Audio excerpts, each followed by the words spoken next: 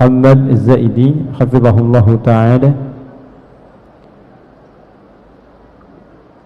wa aydan man Syekh biyaminihi Syekh Dr. Sadiq Mabruk As-Sadiq hafizahullahu ta'ala, wa aydan man huwa biyamini Rais Syurtah في جزيرة سمطرة الغربية الشيخ الدكتور عبد العظيم Yunus hafizahullahu ta'ala. Yang kita hormati, kita banggakan tuan rumah di acara doa bersama dan tabligh akbar ini, Bapak Kepala Kepolisian Daerah Sumatera Barat Irjen Pol Dr. Andes Gatot Tri Surjanta. Semoga beliau senantiasa diberikan oleh Allah sifat istiqamah dalam segala program kebaikan yang telah dirintis, diridhoi oleh Allah, sehingga dengan ridha itu memudahkan tugas-tugas yang diemban saat ini.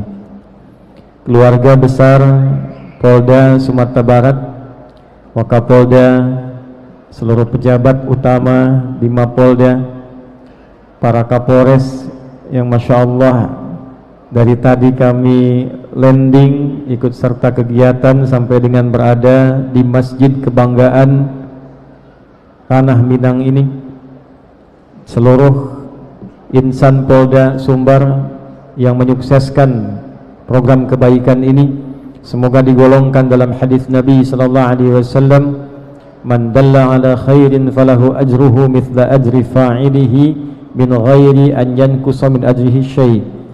Siapapun yang memfasilitasi pada program-program kebaikan, maka diharapkan ia mendapatkan pahala yang sama dengan yang mendapatkan manfaat pada program kebaikan itu tanpa dikurangi sedikit pun.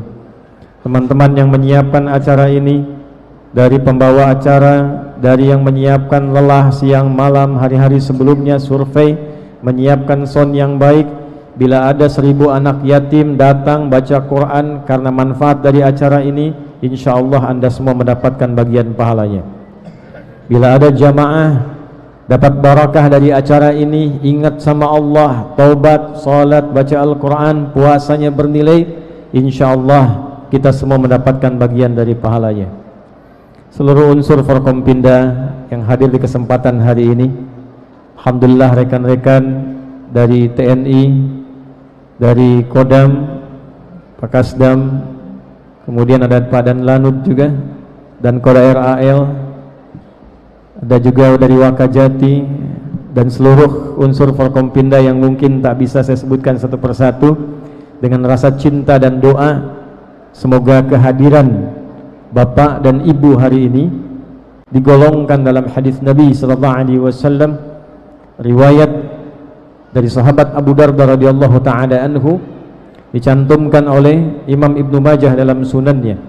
Qala Rasulullah sallallahu alaihi wasallam, man salaka tariqan yaltamisu fihi ilma sahhalallahu lahu tariqan ilal jannah. Siapapun yang menempuh satu jalan yang tidak mudah dilakukan, datang untuk belajar agamanya, mengkaji Al-Quran, belajar petunjuk hadis Nabi, dia kerjakan ikhlas karena Allah, walaupun dapatnya 1 ayat, 2 ayat, itu akan diperintahkan oleh Allah pada malaikat, jadikan itu sebagai amal terberat yang meringankan langkahnya ke surga saat hisab. Ke kantor itu mudah karena tugas, ke masyarakat karena merasa ada doktrin pelayanan, merakyat karena memang ada doktrin pertahanan. Tapi ke masjid tidak semua orang bisa melakukannya. Ke masjid untuk sholat itu mudah, tapi ke masjid untuk mengaji, meluangkan waktu, duduk menunggu, itu tidak mudah dilakukan. Yakinlah sebelum kita merasakannya, Nabi sudah memberikan kabar gembiranya. Setiap langkahnya, menunggunya, duduknya dijamin oleh hadis Nabi sallallahu alaihi wasallam melalui hadis riwayat Imam Muslim, sanadnya bersambung pada sahabat Abu Hurairah radhiyallahu taala anhu. Dari Nabi sallallahu alaihi wasallam beliau menyampaikan, majtama'a qaumun fi baitin min buyutillahi yatluna kitaballah wa yatadarasunahu fima bainahum illa ghasyiyatuhumur rahmah wa nazalat alaihimus sakinah wa haffathumul malaikah wa dzakarahumullahu fi man 'indah. Tidaklah orang-orang berkumpul khusus di satu rumah, di rumah Allah. Sekarang kita berkumpul di rumah Allah, kebanggaan masyarakat Minang. Masjid terhampar dengan pola Hajar Aswad. Orang melihatnya seperti rumah gadang, padahal polanya tadi DKM Masjid menjelaskan kepada kami, filosofinya ini adalah kerukunan, kekompakan saat Nabi memberikan contoh meletakkan Hajar Aswad, memberikan peluang kepada setiap bagian kepala suku untuk memegang dan menunjukkan kerukunan dari semua stakeholder kepemimpinan pada masa itu supaya masyarakatnya tenang, rukun dan damai. Jadi masjid ini kalau polanya dilihat secara utuh itu mengambil filosofi sejarah bagaimana Nabi meletakkan Hajar Aswad yang diiringi seluruh stakeholder kepemimpinan pada masa itu. Maka Polda Sumbar kemudian meneruskan risalah itu, membuat acara, meletakkan batu acaranya diiringi oleh stakeholder Forkompindanya, diletakkan di satu masjid kebanggaan. Mudah-mudahan dengan itu ada rahmat Allah diturunkan kepada kita hari ini, diberikan ketenangan, berkumpul dengan malaikat dan disebut-sebut oleh Allah Subhanahu wa taala sampai acara ini selesai dilangsungkan. Hadirin sekalian, Bapak Ibu, al-yaum yaum maimun, yaum mizah, haitsu faddala Allah Subhanahu wa taala lana jami'an bihuduri masyayikh mutamayyizin min biladin a'tabiruha biladith thaniyah ba'idatal masafah wa qaribatal mahabbah atau min bilad Libya al-Islamiyah. Hari ini kita istimewa, jadi bukan saya tunggal yang datang, tapi Bapak Ibu lihat posternya ada masyayikh, dan ini bukan syekh-syekh biasa.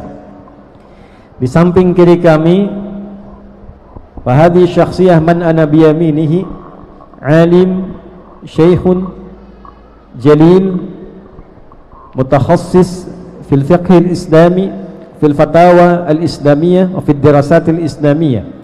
Ini syekh, beliau seorang tokoh ulama besar, ahli bidang fikih, perbandingan agama, syariat Islam, mufti juga.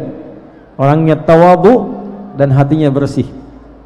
Ini Syekh Abdullah Muhammad, beliau salah satu tokoh yang sangat dihormati di Libya.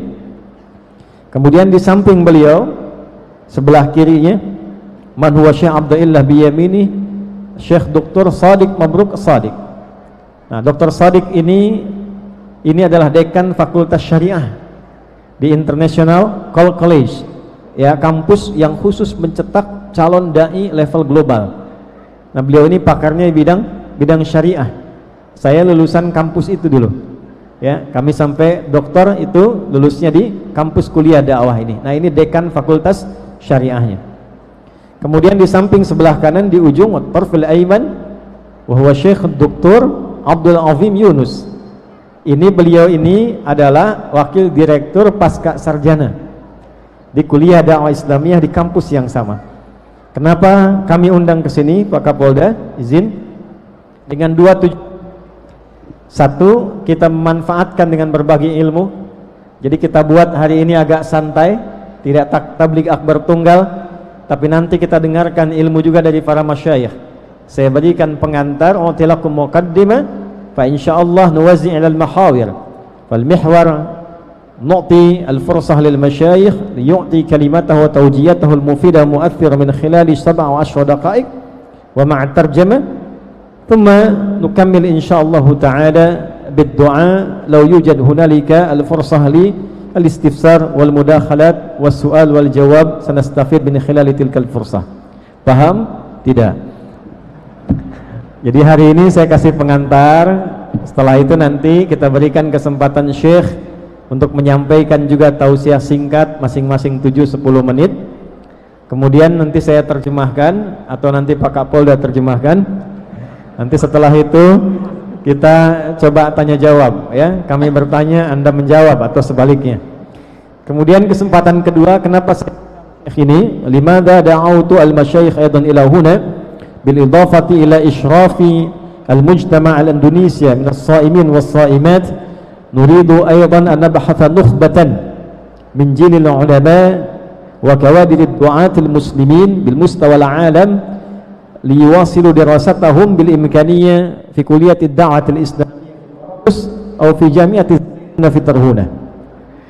Kita datang untuk memberikan peluang siapa anak-anak terbaik dari ranah Minang ini, di Sumbar ini, yang ingin jadi ulama ke depan, ingin jadi da'i, ingin jadi buya-buya, supaya surau-surau itu hidup lagi. Ada bersanding syarak-syarak, bersanding kitabullah. Kalau tidak ada ulamanya, mustahil syarak itu bisa diterapkan dalam nuansa kitabullah. Maka insya Allah nanti kita akan kerjasamakan dengan Polda atau Forkompinda untuk mencari putra-putra Minang khusus dari Sumbar saja, karena yang lain mendapatkan kuotanya. Insya Allah kita fasilitasi untuk bisa kuliah, kalau bisa dan harus bisa sampai S3, S1, S2, S3 pulang kembali.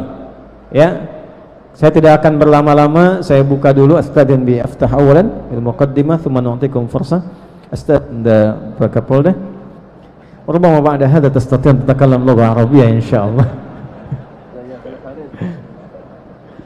Alhamdulillah, ini beliau masih agak luar biasa karena rajin sholat subuh. Saya pernah memberikan statement jenderal-jenderal di belakang bantuan Palestina, karena diliput oleh televisi, tersambung kemudian ke Palestina. Saya sampaikan pakai bahasa Arab.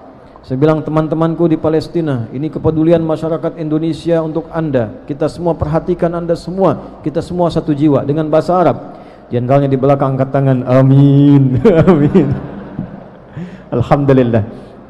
Kita mulai dengan Quran. Nabda bil Quran surat Al-A'raf min ayat as-sadisati wa tis'in. Kita mulai dengan Quran surah ke-7 Al-A'raf ayat 96.